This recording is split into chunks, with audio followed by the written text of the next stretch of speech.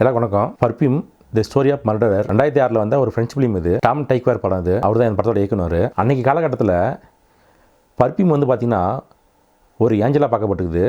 இந்த பர்ஃப்யூம் முதல்ல எங்கேருந்து ஆரம்பிச்சிச்சு அப்படின்னு பார்த்தீங்கன்னா, ஆரம்ப காலத்தில் நறுமணம் வீசக்கூடிய கட்டைங்க, பூக்கள், மூலிகை இதெல்லாம் எரித்து வாசனைக்காக பயன்படுத்தியிருக்காங்க. இப்போயும் நம்ம சாம்பிராணி, ஊதுவத்திலாம் அந்த மாதிரி நம்ம பயன்படுத்துவோம். அந்த மாதிரி விஷயத்துக்கெல்லாம் 4000 வருஷத்துக்கு முன்னாடியே எகிப்துலாம் பார்த்திங்கன்னா, அப்போவே ஒரு அந்த வாசனை திரவத்தை கடவுளுக்கு படைக்கப்படுற ஒரு விஷயமாக தான் பார்த்தாங்க. ஆனால் அவங்க பயன்படுத்தலை.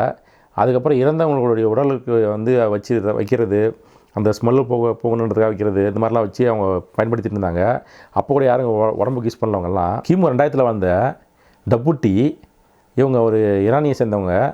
இவங்க தான் முதல்ல பர்ஃப்யூம் தயாரித்து தான் ஒரு ஆவணம் சொல்லுது. இந்த படத்துக்கு வருவோம். இங்கே எப்படின்னா, ஐரோப்பாவில் தோல் தொழிற்சாலை அதிகமாக இருந்திருக்கு.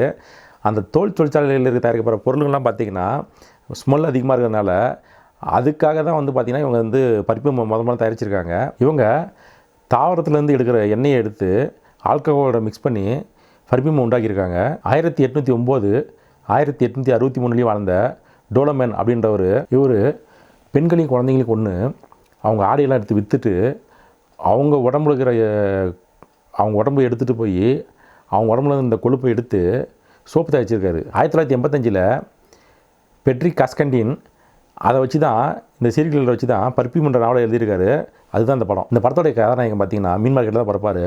அவர் பிறகுறதே அந்த இடமே பயங்கரமாக இருக்கும்.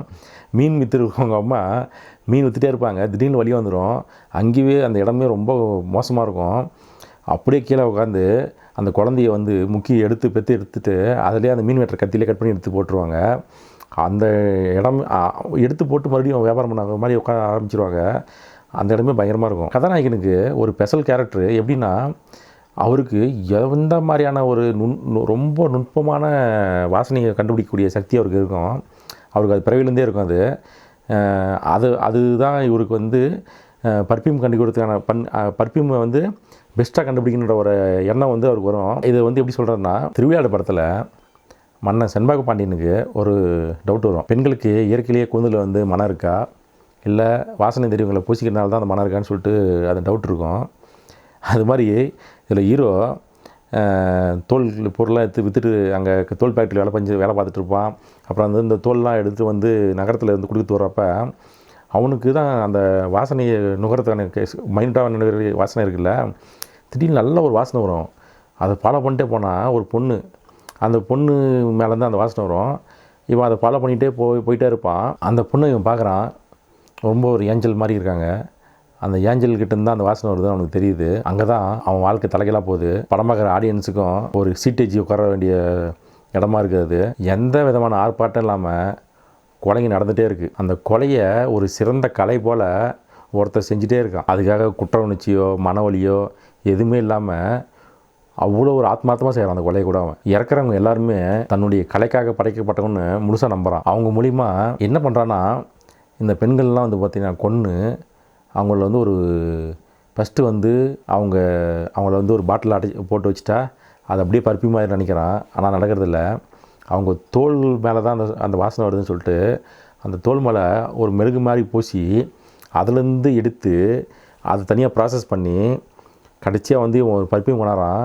அந்த பர்ஃப்யூம் தான் எல்லாரையும் மயக்கக்கூடிய ஒரு பயங்கரமான மாய வித்தையாக தான் அந்த பர்ஃப்யூம் இருக்குது.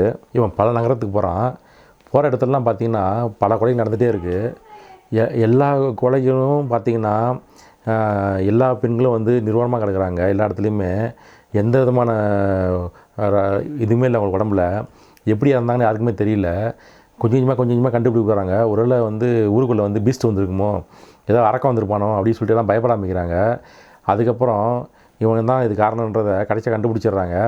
கண்டுபிடிச்சி எல்லாரும் போயிட்டு இவனை தூக்கில் போட்டுன்னு சொல்லிட்டு போகிறாங்க.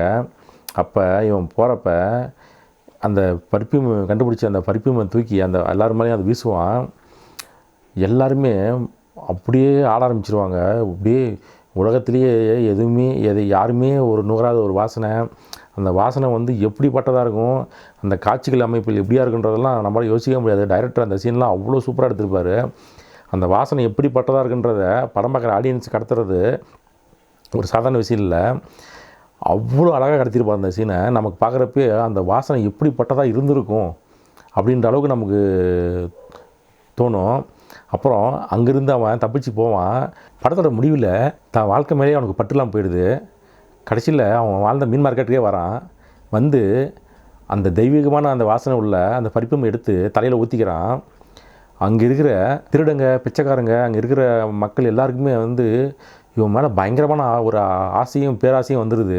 கடைசியில் அவன் ஒரு வாசனை தேவதையாகவே மாறிடுறான். அந்த வாசனை தேவதை எல்லாருக்கும் அன்பை கொடுத்து அந்த அன்பு அதிகமாகி மூர்க்கமாகி கடைசியில் ஒரு எலும்பு கூட விடாமல் அவனை கடித்து தின்ற அளவுக்கு எல்லாருக்குள்ளேயும் அது பயங்கரமாக பரவிருக்கு. அதுதான் அந்த படமாக நான் பார்க்குறேன். உண்மையிலே இந்த படம் வந்து சாதாரணமாக நம்ம கடக்கவே முடியாது. அவ்வளோ சூப்பர் படம் இது. கண்டிப்பாக நீங்கள் எல்லோரும் பாருங்கள், மிஸ் பண்ணிடாதீங்க. தேங்க்யூ, நன்றி.